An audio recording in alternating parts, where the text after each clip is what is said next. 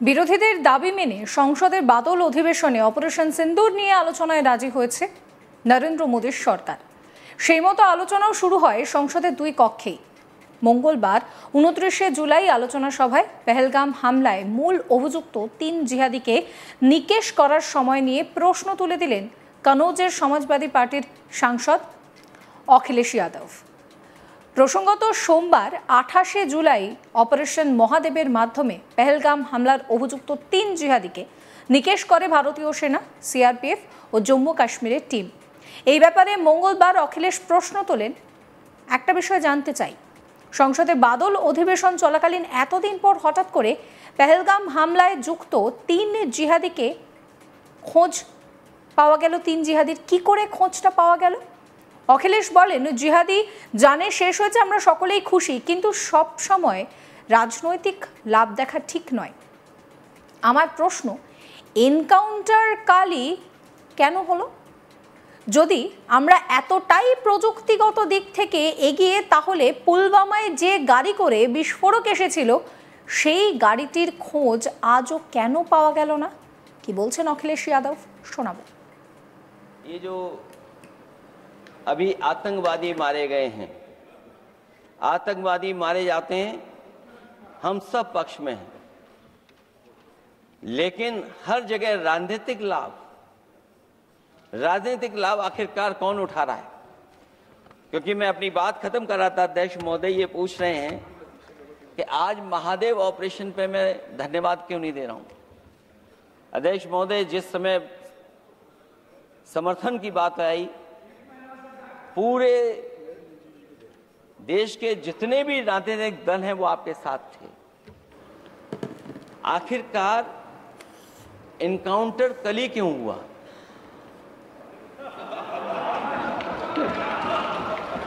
और अध्यक्ष महोदय, फिर वही बात मैं दोहराऊं जिसकी वजह से पहलगाम हुआ, जिसकी वजह से पुलवामा हुआ। अगर ये इतना ही टेक्नोलॉजी और इन सब चीजों को समझते हैं और जानते हैं, इतना ही टेक्नोलॉजी और इन चीजों को सब समझते हैं, तो आखिरकार अध्यक्ष महोदय, पुलवामा में जो गाड़ी में आरडीएक्स आया, वो गाड़ी आज तक क्यों नहीं पकड़ी गई? অপারেশন সিন্দুরের পর এবার অপারেশন মহাদেব। পেহেলগামে নিরীহ হিন্দু পর্যটকদের নির্মমভাবে যারা জানে শেষ করেছে, সেই ঘটনায় অভিযুক্ত 3 জিহাদিকে নিকেশ করে ভারতীয় সেনা, সিআরপিএফ ও জম্মু কাশ্মীর পুলিশ। লোকসভায় বিবৃতি দিতে গিয়ে একেবারে দিনক্ষণ ঘোষণা করে দিলেন কেন্দ্রীয় স্বরাষ্ট্রমন্ত্রী অমিত শাহ। মঙ্গলবার 29শে জুলাই যখন এই বিষয়ে শাহ বিবৃতি দিচ্ছেন, তখন সমাজবাদী পার্টির সাংসদ অখিলেশ যাদব কিছু একটা মন্তব্য করেন। তার পাল্টা অমিত শাহ বলেন যে, আপনি জানলেন কি করে আপনার সঙ্গে পাকিস্তানের কথা হয়? কেন্দ্রীয় স্বরাষ্ট্রমন্ত্রীর এই বক্তব্য শুনে ততক্ষণে বিরোধী শিবিরের সাংসদরা চিৎকার চেঁচামেচি শুরু করে দেন। জবাবে শাহ বলেন যে, একটু ধৈর্য ধরুন, আমি দিনক্ষণ সময় সমস্ত কিছু জানিয়ে প্রমাণ দেব। এরপর ফের অখিলেশ যাদবকে উদ্দেশ্য করে অমিত শাহ বলেন, অখিলেশজি, আপনি জিহাদিদের ধর্ম দেখে দুঃখ পাবেন না। কি বলেছিলেন অমিত শাহ, শোনাবো।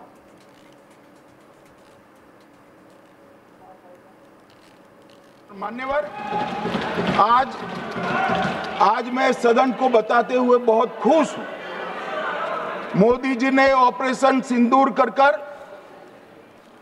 आतंकवादियों को जिन्होंने आतंकवादियों को भेजा था, उनके आकाओं को जमीन में मिलाने का काम किया था।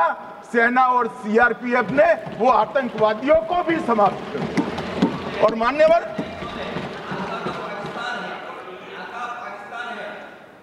कौन पाकिस्तान से आपकी बात होती है क्या? अरे बैठ जाओ भाई।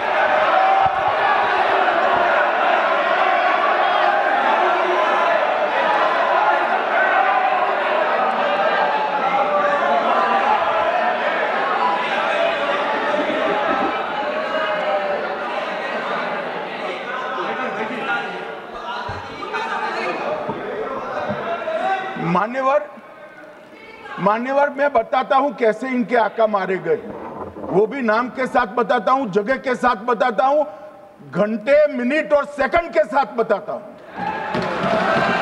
मान्यवर मैं तो अपेक्षा करता था, मान्यवर मैं तो अपेक्षा करता था कि जब एक सूचना सुनेंगे पक्ष विपक्ष में खुशी की लहर दौड़ जाएगी, मगर ये स्याही पड़ गई इनके चेहरे। ये क्या है मान्यवर, किस तरह की पॉलिटिक्स? भाई आतंकवादी मारे गए, आपको इसका भी आनंद नहीं है?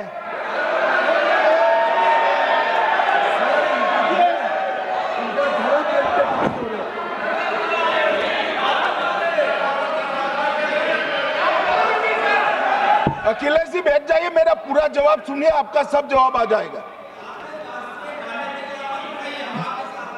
भाई आप आतंकवादियों का धर्म देखकर दुखी मत होइए।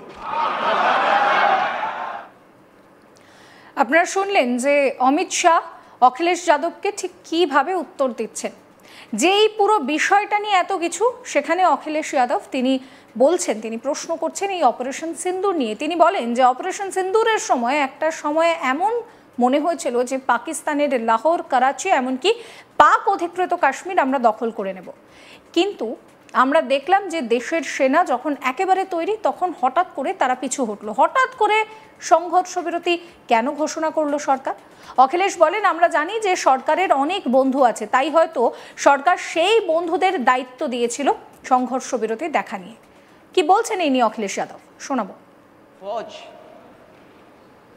पाकिस्तान को हमेशा हमेशा के लिए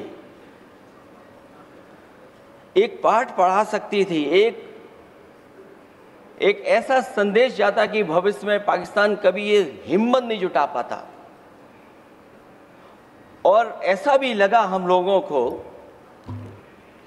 क्योंकि अध्यक्ष महोदय जब हम बड़े बड़े राष्ट्रीय चैनलों को देखते हैं तो उन चैनलों से ये लग रहा था कि कराची हमारा हो गया है, लाहौर हमारा हो गया है। किसी चैनल ने किसी को ये भी बताया कि हमने उनको पकड़ भी लिया है। जो कमेंट्री, जो विजुअल्स थे, वो ऐसा लग रहा था कि अध्यक्ष महोदय अब पीओके हमारा हो जाएगा। हालांकि सरकार के इंजनों को मैं टकराता हुआ देखता हूं, हो सकता है ये मेरा भ्रम हो, लेकिन पीओके के मामले में सभी इंजन हमें एक दिखाई देते हैं। और जहां पीओके पे पहुंचने तक की बात थी, कुछ लोग तो पीओके पर ये कह रहे थे कि हमारा कब्जा हो जाएगा, 6 महीने का केवल हमें मौका मिल जाए। ये अफसर सरकार आखिरकार पीछे कैसे हट गई और क्या कारण था कि सरकार को सीज फायर का ऐलान करना पड़ा? अध्यक्ष महोदय, हमें उम्मीद थी कि सरकार सीज फायर करेगी, सरकार ऐलान करेगी, लेकिन इनकी मित्रता बहुत है, बहुत गहरी मित्रता है। और उसका परिणाम ये है कि इन्होंने अपने मित्र से ही कहा कि आप ही सीज फायर अनाउंस कर दीजिए, हमारी कोई जरूरत नहीं है, हम सीज फायर आपसे ही स्वीकार कर लेंगे। সমস্ত খবরের আপডেটের জন্য আপনাদের নজর থাকুক আজ তাক বাংলায়। চ্যানেলটিকে সাবস্ক্রাইব করবেন, নোটিফিকেশন পেতে বেল আইকনে ক্লিক করবেন, ফলো করতে ভুলবেন না আজ তাক বাংলার হোয়াটসঅ্যাপ চ্যানেল।